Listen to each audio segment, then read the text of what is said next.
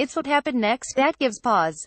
The video went viral. Social media filled up with messages from currently serving and retired officers applauding Silveria for showing unambiguous leadership, especially in the wake of the racial violence in the Charlottesville. One senior officer, who asked not to be identified, posted on social media, "Leaders own problems. I'd follow this leader anywhere, anytime." In Puerto Rico it's much the same. While Trump calls for local Puerto Ricans to do more, the three-star Army general in charge of military relief operations has another view. Lt. Gen. Jeffrey Buchanan, within hours of arriving, said more help and more troops were needed. "It's not enough and we're bringing more in," he said. "More helicopters are now there to ferry aid to remote areas, something local truckers cannot yet do."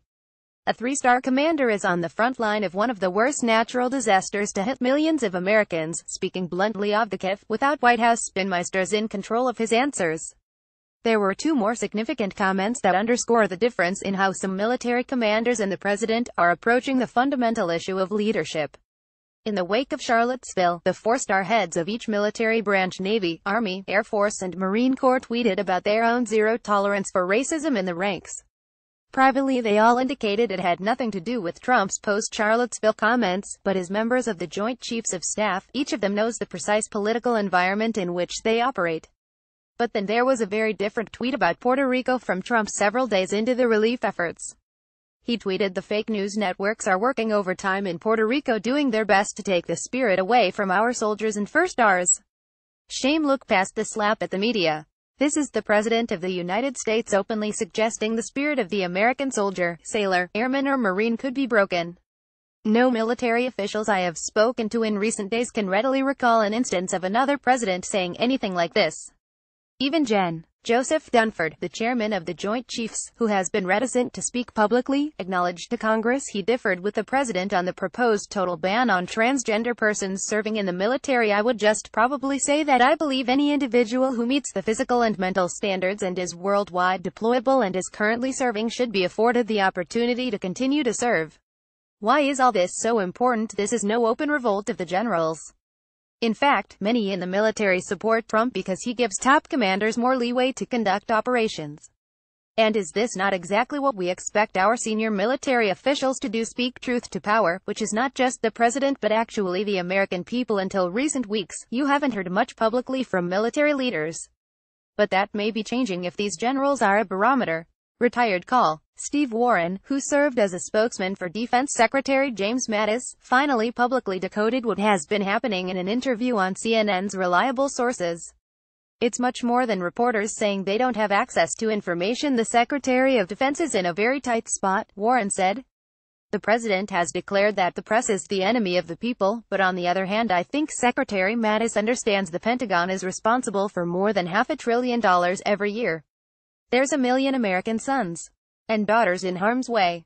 All of this boils down to one point: Mattis and his generals don't want to upset Trump. But reality is setting in and that environment might not last much longer." Even Republican chairman of the Senate Armed Services Committee, Sen.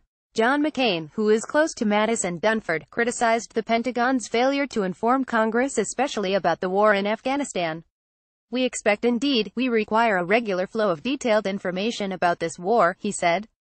"Nowhere is the potential harm of not speaking truth to power more dire than North Korea." The president recently tweeted he told Secretary of State Rex Tillerson that he is wasting his time trying to negotiate with Little Rocket Man. "Save your energy, Rex. Well, do what has to be done." The Pentagon has also strongly supported diplomatic action even as it plans for military action if needed. Top generals have consistently supported diplomatic efforts, leading the way. Mattis has insisted for months he has no differences with Trump. "If I say 6, and the president says half a dozen, they're going to say I disagreed with him," he recently told reporters.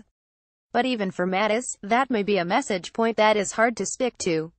He told Congress Tuesday he believes it's in the U.S. national security interest to remain in the nuclear agreement with Iran.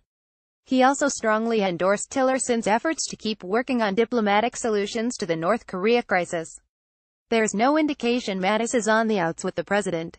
And Congress understands, even if some don't agree, his political sensitivities when dealing with the Trump White House.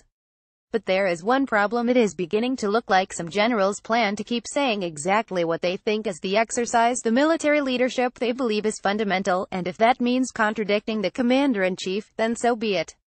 Lt. Gen. Vincent Stewart, one of the nation's most senior intelligence officers, made this sentiment clear in a speech Tuesday. Never forget who we serve.